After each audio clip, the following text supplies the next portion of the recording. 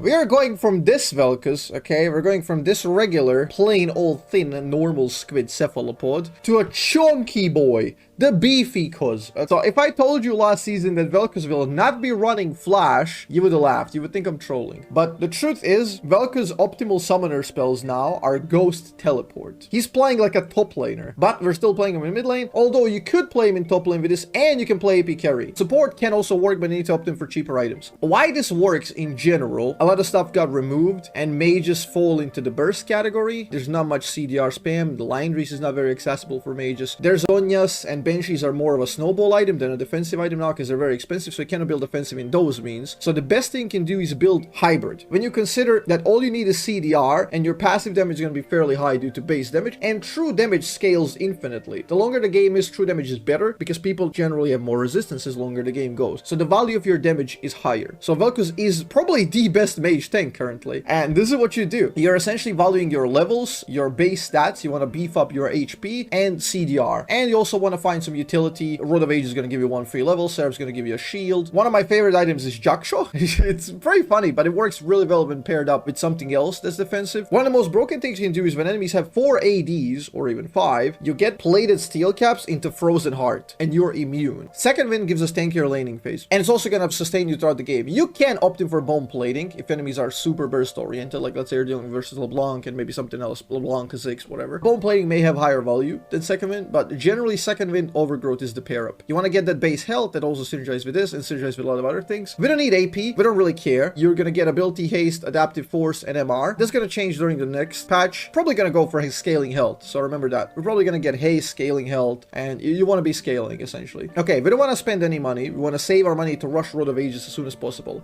Usually you're going to get Rod of Ages at about 8 minutes, 9. That's pretty damn good. If you get at 7, it's phenomenal. What we're doing here is you're going to get first strike. Vel'Koz says high base damages. You're going to have high damage. You can still get 700 AP with this build, 650-ish, depending on like the games, what we're going to do with the build. I'll tell you all the routes. And that's the beauty of this. Also, it gives us money, which accelerates the build even further. So here we save money, here we save money. Future market, absolute must. It's way too broken. You're going to get this 3 or 4 times in the game. You're going to get earlier Catalyst, you're going to get earlier Rod, you're going to get earlier Archangel, you're going to get earlier Frozen Heart. Like Frozen Heart is 2.3k. It's going to get nerfed and it's going to be 2.4 or 5, I'm not sure. Still is going to be too good. Currently, your recall with 2,000 gold, you buy an item with Futures Market. You buy a full item, Frozen Heart, and you make 80 carries useless. And then we're going Cosmic Insight, which pairs up with our Ghost and Teleport. Why Ghost Teleport, not Ghost Flash, is Teleport value super high right now. Teleport value went up due to the Baron being tankier. There's more Void Grub situations going on. The emphasis is no longer on dragons that much, but turns out if the Baron is longer, there's more time, there's bigger window for you to teleport and thwart the enemies while making a comeback play. And this happens so many times. I've already done a Baron steal with this. You teleport, you destroy enemies, you boot them out, you make them reset, you kill the Baron. There's so many counterplays there, and you're gonna lower the cooldown with it. Now, one thing changed. You may notice, okay, this is gonna make my early game weak. I'm also buying Catalyst of Eons. I'm going for into Rod, so I'm gonna be weaker early. What does that mean for us? We're gonna shift our leveling order back to the old school. So now we're doing 3 points W. Level 5, you're gonna have W at rank 3, which means you can wave clear the entire wave with just W. And that's such a cheat code here because it fixes this build without Dematerializer and AP. So your early game gets fixed by going 3 points into W. You instantly clear the waves anyway. You still got pretty good damage. And your W being stronger makes you better in these extended fights versus multiple enemies, which you will be in because you're super tanky. That out of the way, let me show you the items. So we're gonna start Sapphire and Refillable Potion, okay?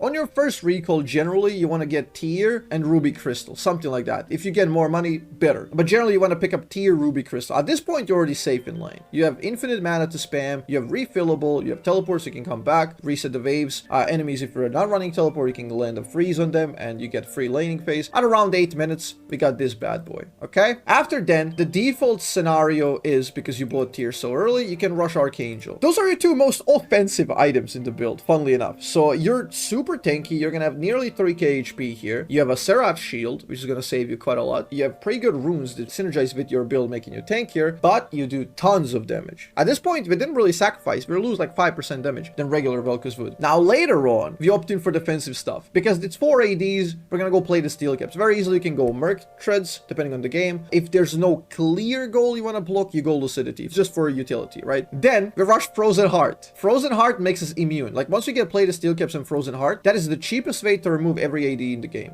they just do nothing. Yesterday, I saw Kiana run away from me and flash out of sheer panic. Just, it brought me such satisfaction, you have no idea. That Kiana cannot burst you without any skill, just pressing like some buttons. Then you get Jaksho, and this also scales in the duration of the combat and scales off of your bonus resistances. Here, Rod, and then we get Archangel. Super cheap, okay?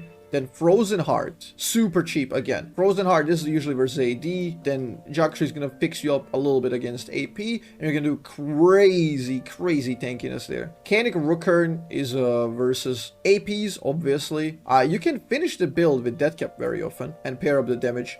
Riftmaker is great, and it's getting a nerf right now. The nerf is not going to be big. It's going to be only 100 gold increase, which is still going to make it worth for you to purchase. But again, if they don't have clear damage design, like we are heavy AD, heavy AP, you don't necessarily want to stack too many resistances, you can get Riftmaker. So here, you pad in the Riftmaker, then maybe you get this bad boy, right? And then it's synergized with all this health. And then, final item in this build, you can get that cap. So this build right here is going to get you 650 AP. You have 4,000 HP, 650 AP as a tank Vel'Koz that almost never dies. Anathemas. I think I built Anathemas in one of the games. Again, super cheap. Let's say enemies have a bland profile. 4 APs, 1 heavy AD. Okay, so we go Canic Rookern for APs, and we get Anathemas for the AD, right? You block 30% of damage from them, while you block everything from everyone else, and then you're still immune. With the Riftmaker nerfs, let's say you're dealing versus like 4 tanks, instead of Riftmaker, you can just go Lion Race. These are all the items and builds you have to memorize, essentially.